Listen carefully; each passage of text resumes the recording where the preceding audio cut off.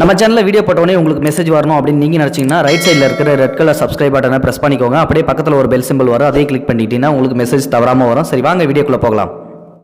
ராக்காயி மகன் டவுனில் இருந்தான். அவன் சின்ன பிள்ளையாக இருக்கிறப்போ அவனோட அப்பா செத்துட்டார். பொண்ணு தாய் தான் அவனை 4 வீட்டில் வேலை செஞ்சு வளர்த்தா. எப்பயுமே தண்ணியில் நின்று பாத்திரம் பண்டம் தேய்க்கிறது, துணி துவைக்கிறது, ஊடு கழுவுறதுன்னு தண்ணியிலேயே கிடக்கிறதுனால காலெல்லாம் சேர்த்து புண்ணாக இருக்கும் ராக்காயிக்கு. வீட்டில் வந்து ராத்திரி அதுக்கெல்லாம் எண்ணெய் போடுவான். சில நேரம் அதுவும் இருக்காது. கை விரலும் அப்படித்தான் புண்ணாக இருக்கும். ஆனால் அதெல்லாம் தான் மவன்கிட்ட காட்டிக்காமல் நம்ம கஷ்டம் நம்மளோடையே இருக்கட்டும்னு பிள்ளைக்கு தெரிஞ்சால் வருத்தப்படும்னு சொல்லவே மாட்டான். அவனை கஷ்டப்பட்டு சக்திக்கு முடிஞ்ச வரைக்கும் நல்லா படிக்க வச்சா. அவனும் சும்மா சொல்லக்கூடாது, நல்லாவே படித்தான். பெருசாக படிக்கலனாலும் அவன் நேரம் அவன் படித்ததுக்கு தகுந்த வேலையும் கவர்மெண்ட் வேலையும் கிடச்சிக்கிச்சு. ஆனால் என்ன வேலை சென்னையில் கிடச்சிச்சு. அவங்க ஊர் மதுரை பக்கம். அவன் வேலைக்கு போனதுக்கப்புறம் மகனை பிரியிறமேன்னு கண் கலங்கி அனுப்பி வச்சா. தான் வேலை பார்க்குற வீடுகளில் அட்வான்ஸ் கை காலில் விழுந்து வாங்கி அனுப்பி வச்சா. அவனும் சென்னைக்கு போய் வேலையில் சேர்ந்து வேலை செஞ்சுக்கிட்டே மேலே படித்து ஒரு நல்ல நிலைமைக்கே வந்துட்டான். இவ அவனுக்கு பொண்ணு பார்க்க ஆரம்பித்தா. அவன் சக்திக்கு ஏற்ற மாதிரி அது 8ஆம் கிளாஸ் படிச்சிருந்துச்சு. புரோக்கர்கிட்ட சொல்லி ஃபோட்டோ அனுப்பிச்சா. அவன் அதை பார்த்துட்டு ஃபோன் பண்ணி அம்மாவை திட்டினான். இப்படி ஒரு பட்டிக்காட்டு பொண்ணை என் தலையில் எப்படி கட்ட மனசு வந்துச்சு உனக்கு? அதோட அவள் பொண்ணு பார்க்குறதையே நிப்பாட்டி விட்டுட்டா. அடுத்த தடவை ஊருக்கு வந்தப்போ அவன் நினச்சா, மகன் நல்ல நிலமையில் இருக்கான், நம்மளை கூட வந்து எப்படியும் இருக்க சொல்லுவான் அப்படின்னு. ஆனால் அவன் அந்த பேச்சே எடுக்கலை. சங்கடமாக போச்சு. அவன் பிடி கொடுக்கவே இல்லை. வாய் திறந்தும் கேட்டு பார்த்தா அவன் அதெல்லாம் உனக்கு சரிப்பட்டு வராது, நீ சிட்டி வாழ்க்கைக்கு லாய்க்கு இல்லை, நீ வேலைக்கெல்லாம் ஒன்றும் போக வேணாம், நான் பணம் கொடுத்து அனுப்பிச்சிடறேன், நீ இங்கேயே இருந்துக்க அப்படின்னு சொன்னான். இதுக்கு மேலே அவளால் பேச முடியல. அப்புறம் ஒரு நாள் சொன்னான், கூட வேலை செய்கிற பொண்ணை நான் கல்யாணம் பண்ணிக்கிட்டேன் அப்படின்னு. தன்னோட கல்யாணத்துக்கு கூட அம்மாவை கூப்பிடணுன்னு கேட்கணும்னு அவனுக்கு தோணலையேன்னு அழுகையாக வந்துச்சு. அவன் கொடுத்த நம்பரில் ஃபோன் பண்ணி பார்த்தா அவன் சம்சாரம் எடுத்துச்சு. யாருன்னு கேட்டுச்சு. அவனோட அம்மான்னு சொன்னதும் அது சொல்லிச்சு, யாரோ ஒரு அம்மா ஃபோனில் உன்னை கூப்பிடுது அப்படின்னு. அவன் வந்து பேசினான். என்ன பணம் எதுவும் வேணுமான்னா. அப்போது ஒரு குழந்தை அழுகுற சத்தம் கேட்டுச்சு. அது யார் குழந்தை அப்படின்னு கேட்டால், அது என்னோட குழந்தை தான், என் மகன்தான், உயிரை எடுத்துக்கிட்டு இருக்கான் அவன் அப்படின்னு சொல்லி சொன்னான். இவளுக்கு ரொம்ப சந்தோஷமாக இருந்துச்சு. எனக்கு பேரன் பிறந்திருக்கானா, சொல்லவே இல்லை அப்படின்னா. அதுக்கு அவன் சொல்லி என்ன பண்ண போகிறேன்னு சொல்லிவிட்டு, பணம் அனுப்புகிறேன் அப்படின்னு சொல்லிவிட்டு ஃபோனை கட் பண்ணிட்டான். இவளுக்கு ஒரு பக்கம் சந்தோஷமாக இருந்தாலும் இன்னொரு பக்கம் அழுகையாக வந்துச்சு. இப்படி பேரன் பிறந்ததையும் கூட சொல்லாமல் இருக்கானே. மறுநாள் அவனுக்கு ஃபோன் போட்டா. எப்பா ராசா, என் பேரனை ஒரு வாட்டி நான் வந்து பார்த்துட்டு வந்துடுறேன்ப்பா, ஆசையாக இருக்குப்பா அப்படின்னு சொன்னான். அவன் அதுக்கு சரி வா அப்படின்னான். அட்ரஸ் சொல்லுப்பா. அவன் அதை மெசேஜெல்லாம் அனுப்புகிறேன் அப்படின்னு சொல்லி சொன்னான். அதெல்லாம் எனக்கு படிக்க தெரியாது சாமி.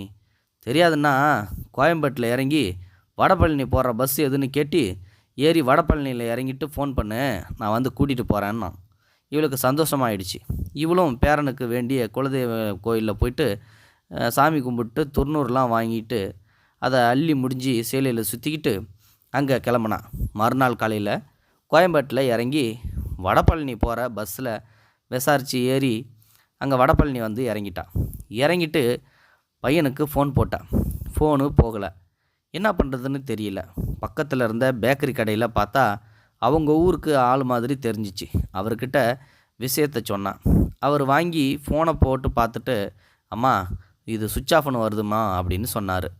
எந்த ஊர் என்ன விவரம்னு விசாரித்தார். சொன்னால் அவர் டீயும் வடையும் கொடுத்துட்டு சாப்பிட சொன்னார். பசியில் வாங்கி சாப்பிட்டா. காசு கொடுக்க பையை தேடினப்போ, வேணாம் தாயி, எங்கள் அம்மாவுக்கு கொடுத்ததா நான் நினச்சிக்கிறேன். இவ கண்ணு கலங்கிடுச்சு, நம்ம பிள்ளையாக இருக்கணும் அப்படின்னு சொல்லிட்டு. அப்போ அவர் செல்ஃபோனை வாங்கி பார்த்துட்டு, வேறு எதுவும் உங்கள் பிள்ளை எதுவும் சொன்னாரா அப்படின்னு சொல்லி கேட்டார். அட்ரஸை மெசேஜில் அனுப்புகிறேன்னு சொல்லி சொன்னான். எனக்கு பார்க்க தெரியல அப்படின்னா. அவன் வாங்கி பார்த்துட்டு, ஆமாம், இந்த செல்ஃபோனில் அட்ரஸ் இருக்குது, அதை நான் ஒரு பேப்பரில் எழுதி தரேன் அப்படின்னு சொல்லிட்டு ஒரு பேப்பரில் எழுதி அவருக்கு தெரிஞ்ச ஆட்டோக்காரரை கூப்பிட்டாரு. தம்பி இங்கே வாப்பா, இந்த அம்மாவை இந்த அட்ரஸில் கூப்பிட்டு போய் விட்டுருப்பா அப்படின்னு சொல்லி சொன்னார். அட்ரஸில் விடுன்னு சொல்லி சொன்னவும் ஆட்டோ ஏற்றிட்டு அந்த அட்ரஸில் போய் இறக்கி விட்டான் ஆட்டோக்காரன். அவள் காசை எடுக்க அவன் சொன்னான், காசு வாங்கினா எங்கள் பேக்கரி அண்ணன் என்னை சத்தம் போடுவார், என்னை கோச்சிக்குவார் அப்படின்னு சொல்லி சொன்னான். அப்போ பார்த்தா வீடு பூட்டி கிடந்துச்சு. இவளுக்கு அழுகையே வந்துடுச்சு. இவ்வளோ கஷ்டப்பட்டு நம்ம ஊர்லேருந்து மெனக்கெட்டுட்டு வந்தால் ஊர் பூட்டி இருக்கே அப்படின்னு சொல்லிட்டு கண் கலங்கி வாசல்லையே உக்காந்துட்டா. திரும்ப ஃபோன் போட்டால் போகலை.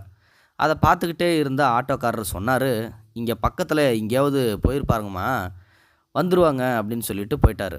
நேரம் ஆகிட்டே இருந்துச்சு. அவனும் வர்ற மாதிரியே தெரியல. மத்தியானம் ஆயிடுச்சு. பசியும் கிறக்கமும் அமுக்கு மயக்கமாக வந்துருச்சு. மயக்கம் போட்டு விழுந்துட்டான். அவன் யாரோ எழுப்புற மாதிரி இருந்துச்சுன்னு சொல்லிட்டு கண்ணை முழிச்சு பார்த்தா ராக்காயி. எதிர்த்தாப்புல மகன் நிற்கிறான். எப்போ வந்தேன்னு சொல்லி கேட்டான். சொன்னா, நீ வாரேன்னு ஃபோன் பண்ணலையாம்மா, வரேன்னு சொல்லியிருந்தா நான் வீட்டில் இருந்திருப்பேன்ல. அவளும் வேலைக்கு போகிறதுனால பிள்ளைய காப்பகத்தில் விட்டுருவோம், அவங்க உள்ளே இருக்காங்க, வாங்க அப்படின்னு சொல்லி கூட்டிகிட்டு போனான். இவளுக்கும் ஃபோன் பண்ணாதது நம்ம தப்பு தானே தோணுச்சு. பாவம் பிள்ளை என்ன பண்ணுவான்னு கோவமெல்லாம் போயிடுச்சு பிள்ளை மேலே இருந்தது. அப்போது அவன் சம்சாரம் வந்தா.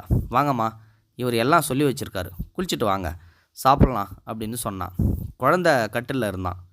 ஆவலாக தூக்க போனான். முதல்ல குளிச்சுட்டு வாங்க, அப்புறம் பார்க்கலாம்னு சொன்னான். அதுவும் சரிதான்னு குளிக்க போனான்.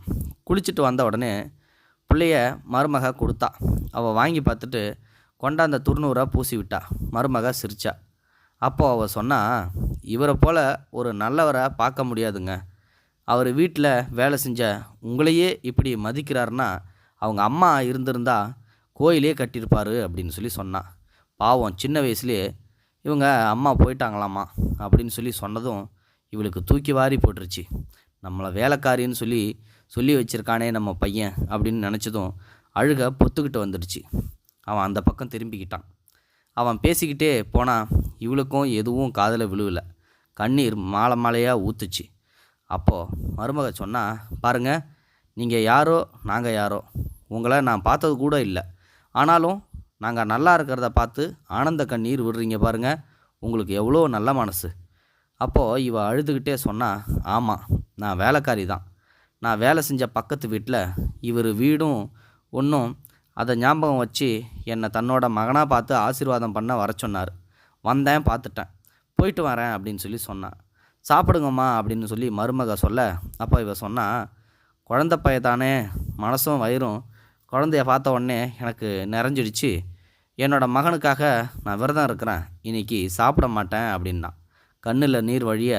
அப்போது மருமக சொன்னா, பாவம், உங்களுக்கு உங்கள் மகன் மேலே எம்பிட்டு பிரியம், அவர் கொடுத்து வச்சவர் அப்படின்னா. ஆமாம்மா, அவர் கொடுத்து வச்சவன் தான், உன்னை போல் நல்ல பொண்டாட்டி தான் அவருக்கும் அப்படின்னு சொல்லி சொன்னான். அவன் இந்த பக்கம் திரும்பவே இல்லை. சரிம்மா, நல்லா இருங்க, நான் கிளம்புறேன். அப்போது மருமக காலில் விழுந்து ஆசீர்வாதம் பண்ணுங்க அப்படின்னா. இவ கண்ணில் தண்ணி வந்துச்சு. குலதெய்வம் கோயில் துர்நூறு பூசி விட்டா. கொஞ்சம் அவள் கையில் கொடுத்து, உன் வீட்டுக்காரருக்கும் கொடுமா, சாமி சக்தி வாய்ந்ததுன்னா. மருமக, ஏங்க இவங்களை கொண்டு போய் பஸ் ஏற்றி விட்டுட்டு வாங்க அப்படின்னா. இல்லை, நானே போய்க்கிறேன் அப்படின்னு சொல்லி சொன்னா இவ. இல்லை, கொஞ்சம் தூரம் கொண்டு போய் விடுவார், இவர் யாரும் கஷ்டப்பட்டால் இவருக்கு பிடிக்காது அப்படின்னு சொல்லி மருமக சொன்னான். அவனும் வண்டியை எடுத்துகிட்டு வந்து அவளை ஏற்றிக்கிட்டு போய் பஸ் ஸ்டாண்டில் விட்டான். இறக்கி விட்டுட்டு பர்ஸை எடுத்தான் காசு கொடுக்கறதுக்கு. அப்போது அவள் சொன்னா, வேணாம்ப்பா, உன் மகனுக்கு ஏதாவது வாங்கி கொடு, இந்த வேலைக்காரி கொடுத்ததா அப்படின்னு சொல்லி சொன்னான். அவன் ஒன்றும் சொல்லலை, விட்டுட்டு போயிட்டான். அப்போ பேக்கரி கடை வாசலில் தான் இருந்தா. அவர் சொன்னார், எல்லாம் நான் பார்த்துக்கிட்டு தான் இருந்தேன், இவனை மாதிரி ஆளுங்கெல்லாம் நாசமாக போயிடுவானுங்க, மனுஷனா இவன், பெத்த அம்மாவையே வேலைக்காரின்னு சொல்லி கொண்டாந்து விட்டுட்டு போகிறானே. அப்போது அவள் சொன்னா, வேணாச்சாமி, அவனை பழிக்காதீங்க, அவன் மேலே தப்பு இல்லை, அவனை இப்படி வளர்த்த என் மேலே தான் தப்பு இருக்குது. அவன் எங்கே இருந்தாலும் நல்லா இருக்கட்டும், அவன் ஏன் புள்ள, யாரோட சாபம் வேணாலும் வாங்கலாம், பெத்த அம்மாவோட சாபம் மட்டும் அவனுக்கு வேணாம்னா. அதை கேட்ட அவர், அம்மா டீ சாப்பிட்றீங்களான்னாரு. அப்போது இவ சொன்னா, கொடுங்க மக்கா, கொடு, உன்னை பெத்தவன் நல்ல மகராசி, நீயும் நல்லா இருக்கும்னா. அவர் கண்ணில் தண்ணி வந்துச்சு. எங்கள் அம்மா நேரில் வந்த மாதிரி இருக்குன்னா. கடைக்கு உள்ளே பார்த்தா அவங்க அம்மாவை போட்டோவ இருந்துச்சு. மாலை போட்டு அவர் சொன்னார், ஆமாம் அது எங்கள் அம்மா தான், அவங்க பேரைத்தான் கடைக்கே வச்சுருக்கேன் அப்படின்னு சொன்னார் கண்ணீர் தழும்ப தழும்ப. இது மாதிரியான சில பிள்ளைகள் இன்றளவும் இருந்துக்கிட்டு தான் இருக்காங்க. பெத்த அம்மாவையே தான் பொண்டாட்டிக்காக கேவலமாக நடத்திக்கிட்டு இருக்காங்க. இந்த வீடியோ பிடிச்சிருந்தால் லைக் பண்ணுங்கள், ஷேர் பண்ணுங்கள். தேங்க்ஸ் ஃபார் வாட்சிங். இது போன்ற செய்திகளை உடனுக்குடன் நீங்கள் தெரிந்து கொள்ள மறக்காமல் எங்களுடைய சேனலை சப்ஸ்கிரைப் செய்யவும், கூடவே பக்கத்தில் வரும் பெல் ஐக்கானையும் கிளிக் செய்யவும்.